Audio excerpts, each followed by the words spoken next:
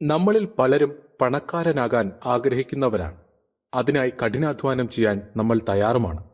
എന്നാൽ കഠിനാധ്വാനം ചെയ്തതുകൊണ്ട് മാത്രം ആരും ധനികനാവുന്നില്ല. അതിനായി ചില സംഗതികളൊക്കെ ചെയ്യേണ്ടി വരും.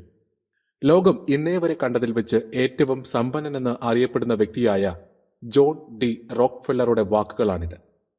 1839 മുതൽ 1937 വരെയാണ് അദ്ദേഹത്തിന്റെ ജീവിത കാലഘട്ടം. അദ്ദേഹത്തിന്റെ കുടുംബമാണ് ഇന്ന് ലോകത്തിലെ പല വ്യവസായങ്ങളെയും ഭരണകൂടങ്ങളെയും നിയന്ത്രിക്കുന്നതെന്ന ഒരു കോൺസ്പിറസി തിയറി തന്നെയുണ്ട്. ലൂസിഫർ എന്ന സിനിമയിൽ പരാമർശിക്കുന്ന ഇല്ലുമിനാറ്റി പോലെയുള്ള നിരവധി ഇല്ലുമിനാറ്റി ഗ്രൂപ്പുകളെ നിയന്ത്രിക്കുന്നത് ഈ കുടുംബമാണ് എന്നതാണ് കോൺസ്പിറസി തിയറി. അതിനെക്കുറിച്ച് ഒരു വീഡിയോ പിന്നീട് ചെയ്യാം. ഇപ്പോൾ പണക്കാരനാകാനും ജീവിതത്തിൽ വിജയം നേടാനും അത്യുത്തമം എന്ന് റോക്ക്ഫെല്ലർ പറയുന്ന 11 റൂൾസ് എന്തൊക്കെയാണെന്ന് നോക്കാം.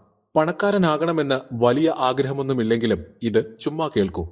ജീവിതത്തിൽ എപ്പോഴെങ്കിലും ഉപകാരപ്പെടും.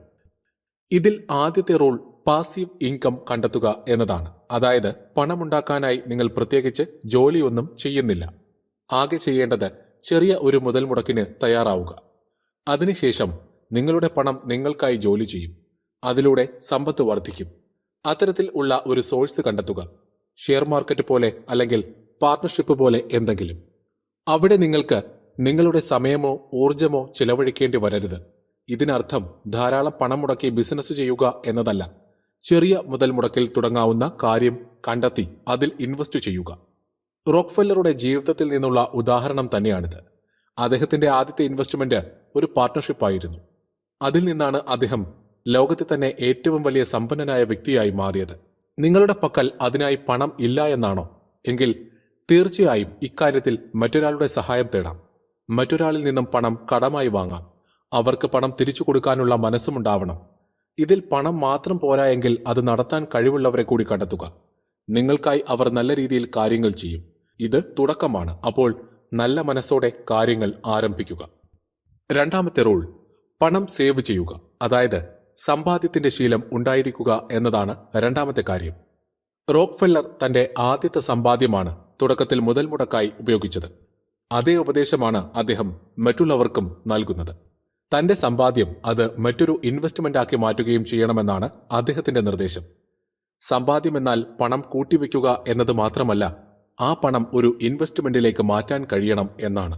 മറ്റൊരു കാര്യം, ഈ ശീലം കൊണ്ടുവരാനായി ചില കാര്യങ്ങൾ പാലിക്കണം. അതായത് നിങ്ങളെപ്പോഴും ഡിസ്കൗണ്ടിൽ സാധനങ്ങൾ വാങ്ങുക. ഷോപ്പിംഗ് ലിസ്റ്റ് ഉണ്ടാക്കി അതിൽ ഉള്ളതുപോലെ മാത്രം വാങ്ങിക്കുക. അനാവശ്യമായി പണം ചിലവഴിക്കുന്ന ശീലം മാറ്റാൻ ശ്രമിക്കുക.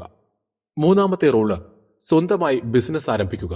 നിങ്ങൾ വളരെ പാവപ്പെട്ടയാൾ ആണെങ്കിൽ തീർച്ചയായും ഒരു ബിസിനസ് ആരംഭിക്കുക. ദാരിദ്ര്യം മാറാൻ ഏറ്റവും നല്ല മാർഗം സ്വന്തമായി ഒരു സംരംഭം ഉണ്ടാവുക എന്നതാണ്. ഇത് റോക്ക്ഫെല്ലർ തന്റെ ജീവിതാനുഭവത്തിൽ നിന്നും നമുക്ക് നൽകുന്ന പാഠമാണ്. അദ്ദേഹം വളരെ ചെറുപ്പത്തിൽ ഒരു അക്കൗണ്ടന്റായി ജോലി തുടങ്ങുകയും പിന്നീട് ബിസിനസ് ആരംഭിക്കുകയും ചെയ്തു. കൂടുതൽ പണമുണ്ടാക്കാനുള്ള മാർഗം സ്വന്തമായി ഒരു സംരംഭം ആണെന്ന് അദ്ദേഹം തിരിച്ചറിഞ്ഞു. ആ തുടക്കത്തിൽ നിന്നാണ് പിന്നീട് അദ്ദേഹം ലോകത്തിലെ ഏറ്റവും വലിയ ഓയിൽ ഗ്രൂപ്പായ സ്റ്റാൻഡേർഡ് ഓയിൽ ഗ്രൂപ്പിന്റെ ഉടമയായി തീർന്നത്. വളരെ ചെറുപ്പത്തിൽ തന്നെ ബിസിനസ്സിലേക്ക് ശ്രദ്ധ തിരിക്കാനും അതിൽ വേണ്ടത്ര ഇൻവെസ്റ്റ് ചെയ്യാനും അദ്ദേഹത്തിന് കഴിഞ്ഞു. സാധാരണ കുടുംബത്തിൽ നിന്നും വന്ന അദ്ദേഹത്തിന് ഇത്ര വലിയ നേട്ടമുണ്ടാക്കാൻ കഴിഞ്ഞത് സ്വന്തമായി സംരംഭം എന്ന ആശയം പ്രാവർത്തികമാക്കിയപ്പോഴാണ്. 4. റോക്ക്ഫെല്ലർ പറയുന്ന മറ്റൊരു കാര്യം ഒരു മാസം $50,000 എങ്ങനെ ഉണ്ടാക്കാം എന്ന് ചിന്തിക്കണമെന്നാണ്. ഈ തുക ഉണ്ടാക്കാനുള്ള മാർഗങ്ങൾ കണ്ടെത്തുക. ശേഷം ഒരു മാസം ചിലവഴിക്കേണ്ട തുക എത്രയാണ് എന്ന് നിശ്ചയിക്കുക. ധനികനായ ഒരാൾ $50,000 മുകളിൽ ചിലവഴിക്കരുത് എന്ന് റോക്ക്ഫെല്ലർ ചിന്തിച്ചിരുന്നു. അതുകൊണ്ട് തന്നെ ഒരു നിയമം പോലെ അദ്ദേഹം ജീവിതത്തിൽ അത് പാലിച്ചു. ഇത്തരം കാര്യങ്ങൾ ഒരു നിയമം പോലെ നമുക്കും ജീവിതത്തിൽ പകർത്താം. നമുക്ക് ചിലവഴിക്കാനാകുന്ന തുകയ്ക്ക് ഒരു ലിമിറ്റ് വയ്ക്കുക. ആ തുകയിൽ ജീവിക്കാൻ ശ്രമിക്കുക. ചിലവ് ആ തുകയിൽ നിർത്താൻ പരിശ്രമിക്കുക. 5ാമത്തെ കാര്യം നല്ല സോഷ്യൽ ലൈഫ് ഉണ്ടായിരിക്കുക എന്നതാണ്. നമുക്ക് പണം വരുന്നത് പലപ്പോഴും മറ്റുള്ളവരിൽ നിന്നാണ്. നമുക്ക് തനിയെ പണം ഉണ്ടാക്കാൻ കഴിയില്ല. അതിൽ നമുക്ക് പലപ്പോഴും മറ്റുള്ളവരുടെ സഹായവും ആവശ്യമായി വരും. റോക്ക്ഫെല്ലർ പറയുന്നു, നിങ്ങളുടെ സമ്പാദ്യം വളരുന്നതിൽ മറ്റുള്ളവരുമായുള്ള നിങ്ങളുടെ ഇടപെടലുകൾക്ക് വളരെ വലിയ പങ്കുണ്ട് എന്ന്. അദ്ദേഹം ഏറെ ശ്രദ്ധിച്ച ഒരു മേഖല കൂടിയാണിത്. ഉദാഹരണത്തിന്, അദ്ദേഹത്തിന്റെ കമ്പനിയിൽ ജോലിക്കാരായിരുന്നവർക്ക് കമ്പനി ഷെയറുകൾ കൂടി ശമ്പളത്തോടൊപ്പം നൽകി. അപ്പോൾ ആ ജോലിക്കാർ കമ്പനിയുടെ വികസനത്തിൽ വളരെ ശ്രദ്ധാലുക്കളായി. അവരുടെ വളർച്ച കമ്പനിയുടെ വളർച്ച കൂടി അടിസ്ഥാനപ്പെടുത്തിയായതിനാൽ അവർ കമ്പനിക്കായി കൂടുതൽ ക്രിയാത്മകമായ സംഭാവനകൾ നൽകി. ആറാമതായി, നിങ്ങൾക്ക് ചുറ്റും എപ്പോഴും വിജയികളെയും പോസിറ്റീവ് ആയവരെയും നിലനിർത്താൻ ശ്രമിക്കുക. അല്ലാത്തവർ നമ്മളെ ഉയരാൻ അനുവദിക്കില്ല. ഫിനാൻഷ്യൽ എക്സ്പേർട്സ് പറയുന്നത് പോലെ ദാരിദ്ര്യം എന്നത് ഒരു മാനസികാവസ്ഥയാണ്.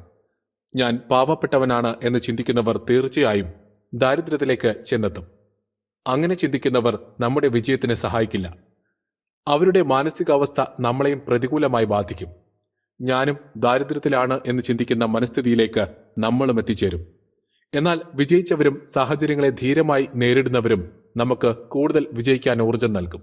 അതിനാൽ അത്തരം ആളുകളുമായി നല്ല കമ്മ്യൂണിക്കേഷൻ ഉണ്ടാക്കിയെടുക്കുക. അവരുമായി നല്ല ബന്ധങ്ങൾ തുടരുക എന്നത് വളരെ ആവശ്യമാണ്. ഏഴാമത്തെ റൂൾ, ഒഴിവ് കഴിവുകൾ പറയാതിരിക്കുക. നിങ്ങളുടെ ലക്ഷ്യത്തിലേക്കുള്ള കാൽവയ്പ് ഇപ്പോൾ തന്നെ വയ്ക്കുക. അതിൽ യാതൊരു എക്സ്ക്യൂസും കണ്ടെത്താതിരിക്കുക.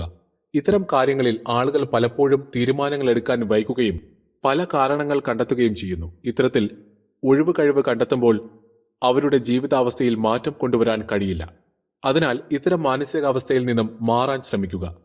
നിങ്ങൾക്ക് വേണ്ടി ആവശ്യമായ സമയത്ത് ശരിയായ സ്റ്റെപ്പ് വയ്ക്കുന്നില്ല എങ്കിൽ നിങ്ങളുടെ ദാരിദ്ര്യത്തിന് നിങ്ങൾ തന്നെ ആയിരിക്കും കാരണക്കാർ.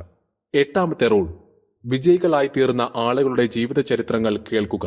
അവർക്ക് പറയാനുള്ള കാര്യങ്ങൾ നമുക്ക് വലിയ പ്രചോദനമായി മാറും. അവർ വിജയം നേടിയതിനുള്ള ഉദാഹരണങ്ങൾ സ്വന്തം ജീവിതത്തിൽ നിന്ന് തന്നെ നൽകും.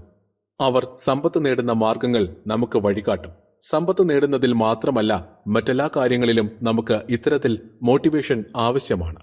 ജീവിതത്തിൽ പലപ്പോഴും നമ്മൾ വഴിയറിയാതെ പകച്ചു നിൽക്കുമ്പോൾ ഇത്തരം ഉദാഹരണങ്ങൾ നമുക്ക് വഴികാട്ടും. ഇത്തരത്തിലുള്ള സെൽഫ് ഹെൽപ്പ് പുസ്തകങ്ങൾ ഇപ്പോൾ മാർക്കറ്റിൽ ധാരാളമുണ്ട്. അവ നമുക്ക് പുതിയ അറിവുകൾ തരുന്നു, പുതിയ പ്രചോദനങ്ങൾ തരുന്നു. ഇപ്പോൾ നമ്മൾ കേൾക്കുന്ന റോക്ക്ഫെല്ലറിന്റെ കഥയും ഇതുപോലെ നമുക്ക് വലിയ പ്രചോദനമാണ്. ഒൻപതാമത്തെ റൂൾ, ജീവിതത്തെക്കുറിച്ചുള്ള സ്വപ്നം കണ്ടുകൊണ്ടേയിരിക്കുക എന്നതാണ്. കാരണം സ്വപ്നങ്ങൾ കാണാത്തപ്പോൾ നമ്മൾ മരിച്ചതിന് തുല്യമാണ്. സ്വപ്നങ്ങൾ നമ്മളെ മുന്നോട്ട് നയിക്കുന്നു. മഹാന്മാർ എല്ലാവരും ഇതുപോലെ നമ്മെ സ്വപ്നം കാണാൻ പ്രേരിപ്പിച്ചിട്ടുള്ളവരാണ്. ഓർക്കുക, നമുക്ക് മുൻപേ പോയവർ സ്വപ്നം കണ്ടതുകൊണ്ടാണ് നമ്മുടെ ജീവിത സാഹചര്യങ്ങളിൽ വലിയ മാറ്റം വന്നത്. നമ്മുടെ സ്വപ്നങ്ങൾ മറ്റുള്ളവർക്കും പുതിയ പാതയൊരുക്കും. റോക്ക്ഫെല്ലറിന്റെ ജീവിതവും സ്വപ്ന സമാനമാണെന്ന് തന്നെ പറയാം. 1000 നേടാൻ സ്വപ്നം കണ്ടുകൊണ്ടാണ് അദ്ദേഹം തന്റെ പരിശ്രമങ്ങൾ ആരംഭിച്ചത്. അദ്ദേഹം കണ്ട സ്വപ്നമാണ് അദ്ദേഹത്തെ ലോകത്തെ ഏറ്റവും വലിയ സമ്പന്നനാക്കിയത്. 10ാമത്തെ റൂൾ, നിങ്ങളുടെ ലാഭത്തിൽ നിന്ന്, സമ്പാദ്യത്തിൽ നിന്ന് ഒരു ഭാഗം കാരുണ്യ പ്രവർത്തനങ്ങൾക്കായി ചെലവഴിക്കുക. റോക്ക്ഫെല്ലർ ജീവിതകാലം മുഴുവൻ ഇത്തരം കാരുണ്യ പ്രവർത്തനങ്ങൾ ചെയ്തിരുന്നു. അദ്ദേഹത്തിന്റെ ജീവിതത്തിന്റെ ഭാഗമായിരുന്നു ആ ശീലം. ചെറുപ്പത്തിൽ തന്റെ സമ്പാദ്യത്തിൽ നിന്നും ഒരു തുക പള്ളിക്ക് നൽകിയിരുന്നു അദ്ദേഹം. ജീവിതകാലം മുഴുവൻ അദ്ദേഹം ആ ശീലം തുടർന്നു. കൊടുക്കുന്നവർക്ക് വീണ്ടും കിട്ടിക്കൊണ്ടേയിരിക്കും എന്ന് പറയുന്നത് പോലെ നിങ്ങളുടെ സംരംഭത്തിൽ നിന്നുള്ള ലാഭം അത് എന്തു തന്നെ ആയിക്കോട്ടെ, നമുക്ക് മാത്രം ചിലവഴിക്കാനുള്ളതല്ല, മറ്റുള്ളവർക്ക് കൂടി പകർന്നു കൊടുക്കാനുള്ളതാണെന്ന് മനസ്സിലാക്കുക. പങ്കുവെക്കുമ്പോൾ അത് ഇരട്ടിക്കുന്നു. അത് പണത്തിന്റെ കാര്യത്തിൽ മാത്രമല്ല, അറിവിന്റെ കാര്യത്തിലും സ്നേഹത്തിന്റെ കാര്യത്തിലും എല്ലാ നല്ല ഗുണങ്ങളുടെ കാര്യത്തിലും അത് ശരിയാണ്. കൊടുക്കുംതോറും കൂടിക്കൊണ്ടേയിരിക്കും. അതുതന്നെയാണ് റോക്ക്ഫെല്ലർ നമ്മളോട് പറയുന്നത്. അവസാന കാലത്ത് $50 ബില്യൺ അദ്ദേഹം കാരുണ്യ പ്രവർത്തനങ്ങൾക്കായി ചെലവാക്കിയത്. റൂൾ നമ്പർ 11, പണം സമ്പാദിക്കുക മാത്രമല്ല, നിങ്ങൾക്ക് സന്തോഷം തരുന്ന കാര്യങ്ങൾക്ക് വേണ്ടി അവ ചെലവഴിക്കാനും നിങ്ങൾക്ക് സാധിക്കണം. സമ്പാദ്യം നല്ല ശീലമാണ്, പക്ഷേ അത് നിങ്ങൾക്ക് സന്തോഷിക്കാൻ കഴിയുന്ന തരത്തിൽ വിനിയോഗിക്കാൻ കൂടി കഴിയണം. നമ്മുടെ ലാഭം നമുക്ക് മാത്രമായി ചെലവഴിക്കുന്നത് സ്വാർത്ഥതയാണ്. മറ്റുള്ളവർക്ക് കൂടി സന്തോഷമാകുന്ന തരത്തിൽ നിങ്ങളുടെ സമ്പാദ്യം ചെലവഴിക്കാൻ നിങ്ങൾക്ക് കഴിയണം. കൊച്ചു കൊച്ചു കാര്യങ്ങളിൽ കൂടി നിങ്ങളെ സന്തോഷിപ്പിക്കാൻ നിങ്ങളുടെ സമ്പാദ്യം നിങ്ങളെ സഹായിക്കട്ടെ. ഇത്രയുമാണ് റോക്ക്ഫെല്ലർ നമുക്ക് പറഞ്ഞു തരുന്ന നിയമങ്ങൾ. ഇക്കാര്യങ്ങൾ ജീവിതത്തിൽ പകർത്തി വിജയത്തിലേക്ക് നടക്കാൻ നിങ്ങൾക്കും കഴിയട്ടെ.